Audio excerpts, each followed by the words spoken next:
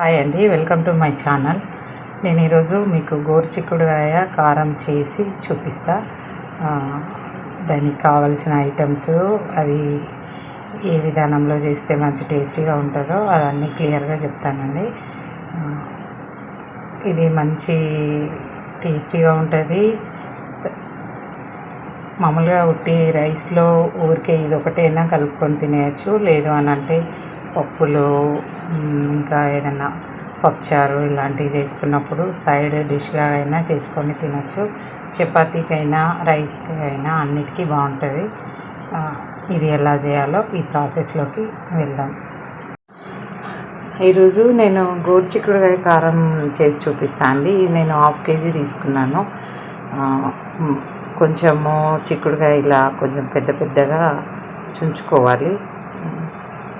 మరి చిన్నగా కట్ చేసుకోవద్దు. ఇది ఒక 2-3 సార్లు మంచిగా వాటర్ వేసి కడిగేసేయాలి. తర్వాత ఇందులో కొన్ని నీళ్ళు, అంటే ఈ చిక్కుడు మునిగే వరకే వాటర్ పోయాలి. ఎక్కువ పోసుకుంటే మళ్ళీ మనం ఇది ఉడికిన తర్వాత నీళ్ళన్నీ బయట వాడబోయాల్సి వస్తుంది. అలా కాకుండా ఈ చిక్కుడు మునిగే వరకే వాటర్ పోసుకుంటే అది సరిపోతుంది. మెత్తగా ఉడకబెట్టుకోవాలండి. దీనిలో కావాల్సిన ఐటమ్స్ ఏంటో చూపిస్తా. ఇది ఒక 2-3 టైమ్స్ కడిగిన తర్వాత అప్పుడు వాటర్ పోసేసుకోవాలి. ఇలా కొంచెం ఇంతే, ఈ చిక్కుళ్ళు మునిగే వరకు వాటర్ పోసేసుకోవాలి. ఇంతే పోసేసుకొని కొంచెం సాల్ట్ వేయాలి ఇందులోనే.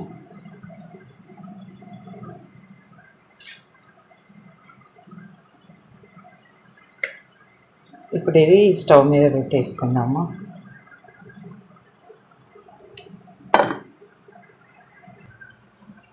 ఇలా స్టవ్ మీద పెట్టేసుకోవాలండి. ఇందులో పోసిన నీళ్ళు మొత్తం వెనికే వరకు మనకు మెత్త ఉడుకుతుంది. దాదాపుగా మనం అలా పోస్తే ఇంతే, ఈ చిక్కుడు మునిగే వరకు పోసినామంటే అది ఉడికేంత వరకు సరిపోతుంది. మొత్తం ఉడికిన తర్వాత చూపిస్తాం మళ్ళీ. కాకపోతే మెత్తగా ఉడకాలండి. ఈ చిక్కుడుకాయలోకి మసాలా కోసం అండి, వెల్లుల్లి మొత్తం ఒక వెల్లుల్లి తీసుకున్నా. 2 టేబుల్ స్పూన్స్ నువ్వులు, పచ్చివి అండి, ఇది వేయించలేదు. ఈ కొబ్బరి పొడి కూడా నా దగ్గర ఆల్రెడీ చేసిందే ఉన్నది. ఇది కూడా ఒక 2 టేబుల్ స్పూన్స్ తీసుకుంటున్నాను. ఒకవేళ కొబ్బరి చేసిన పొడి లేకపోతే కొబ్బరి ఒకటి చిన్నదైతే ఒకటి తీసుకోవచ్చు, పెద్దదైతే ఒక 1/2 తీసుకోండి. ఇందులో కారము 3 టీ స్పూన్స్ అండి వేసుకుంటున్నా. ఇంకా మీకు ఎక్కువ కారం కావాలనుకుంటే కూడా వేసుకోవచ్చు, మీ టేస్ట్ని బట్టి. నేనైతే ఇది సరిపోతుంది అనుకుంటున్నా. సాల్ట్ మనం ఆల్రెడీ చిక్కుడుకాయలో వేసినాం కాబట్టి ఇప్పుడు దాన్ని చూసుకొని కొంచెం వేసుకోవాలి, ఎక్కువ వేయద్దు. ఎందుకంటే మళ్ళీ సాల్ట్ ఎక్కువ అయిపోతుంది. అసలు అంతే సరిపోతే అంతే ఊరుకోండి. లేదు అని అంటే కొంచెం సాల్ట్ వేసుకుంటే సరిపోతుంది. నేను కొంచెం వేసిన, ఒక 1/2 టీ స్పూన్. ఇది మొత్తం మిక్సీ చేసుకోవాలండి. ఇది మొత్తం ఇలా మిక్సీ చేసేసుకున్నాం మెత్తగా. ఇట్లా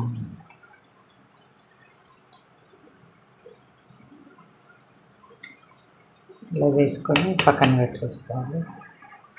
ఇప్పుడు ఇవి చూద్దామండి, ఉడికినాయేమో. చూడండి, వాటర్ అంతా పోయింది. ఇలా ఒకసారి ముక్కని ఇట్లా చిక్కుడిని ఇలా ఒత్తి చూడండి. ఇలా మనం చేసినప్పుడు ఇట్లా అయిపోవాలి. పూర్తిగా ఉడికిపోయింది. ఇప్పుడు స్టవ్ ఆఫ్ చేసేసుకొని మిగిలిన ప్రాసెస్ చూపిస్తా.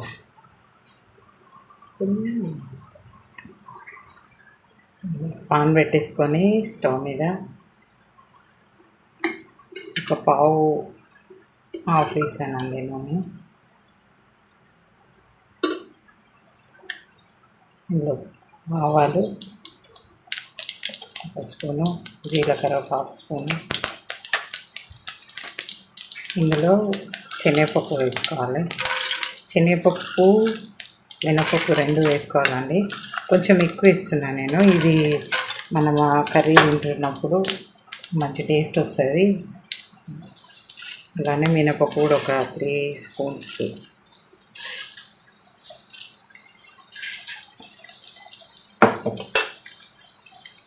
ఇవి మంచిగా వేగనిచ్చుకోవాలండి. ఇవి తింటున్నప్పుడు మనం ఆ చిక్కుడుకాయ తింటున్నప్పుడు మంచి టేస్ట్ వస్తుంటుంది. మీకు తక్కువ కావాలనుకుంటే తక్కువ వేసుకోండి, కాకపోతే బాగుంటుంది టేస్ట్ అని నేను కొంచెం ఎక్కువ వేసిన. ఇది మంచిగా వేగనిచ్చి ఇందాక మనం తీసి పెట్టుకున్న చిక్కుడు ఉంది కదండి, అదంతా వేసేసుకున్నాను.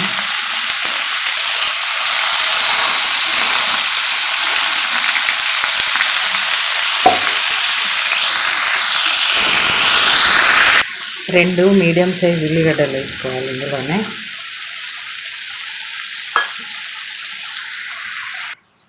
దీనిలోనే ఒక 2 రెమ్మలు కరివేపాకు వేసుకోవాలి.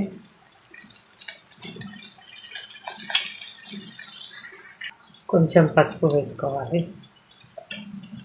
ఇది ఇప్పుడు మంచిగా కలిపేసుకోవాలండి. ఇందులో ఇంకా ఉప్పు మళ్ళీ వేసే అవసరం లేదు, ఎందుకంటే చిక్కుడుకాయ ఉడికేటప్పుడు వేసినా నేను, తర్వాత మళ్ళీ మనం పట్టుకున్న మసాలాలో కూడా వేసాను కదా.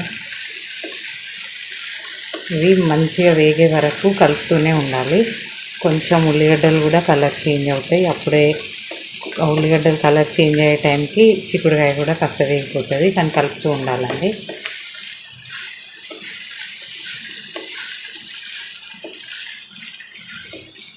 స్టవ్ లో టు మీడియంలో పెట్టుకొని చేసుకోవాలి. ఇది కంటిన్యూగా కలుపుతూనే ఉండాలండి మంచిగా వేగే వరకు.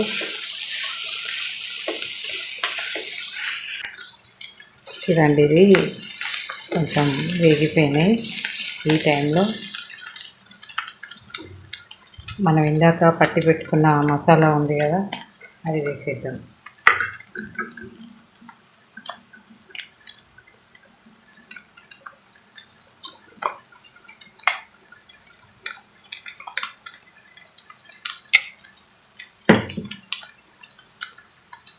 ఇది మొత్తం పచ్చియే కదండి, మనం వేసిన ఏం వేయించుకోలే కదా.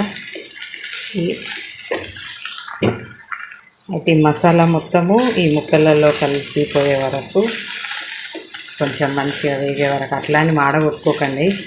అట్లా ఇందులో కలిసిపోయి ఇదంతా వేగేదాకా కొంచెం మసాలా అంతా మంచిగా వేగే వరకు కలిపేసుకోవాలి.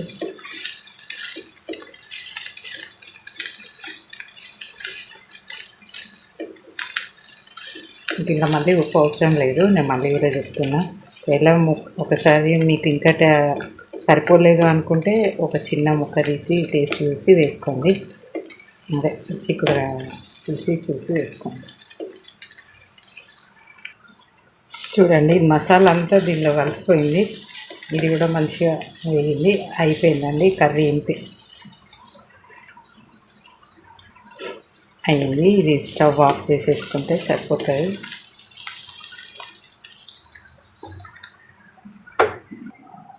వేడివేడిగా గోరు చిక్కుడుకాయ కారం రెడీ అయిపోయింది. ఇది చాలా చాలా టేస్టీగా ఉంటుందండి. మనం పప్పులు, పప్పుచారు ఏది చేసుకొని సైడ్ డిష్గా చేసుకొని తింటే చాలా బాగుంటుంది. ఏం లేకపోయినా ఊరికే రైస్లో కలుపుకొని తిన్నా మంచి టేస్ట్ వస్తుంది. చపాతీకైనా బాగానే ఉంటుంది, దేనికైనా బాగానే ఉంటుంది. ఇదే పద్ధతిలో ఇదే కొలతలతో మీరు కూడా చేసుకొని చూడండి. ఎలా వచ్చిందో నాకు కామెంట్ చేయండి, లైక్ చేయండి, షేర్ చేయండి, సబ్స్క్రైబ్ చేసుకోండి నా ఛానల్ను. Thank you.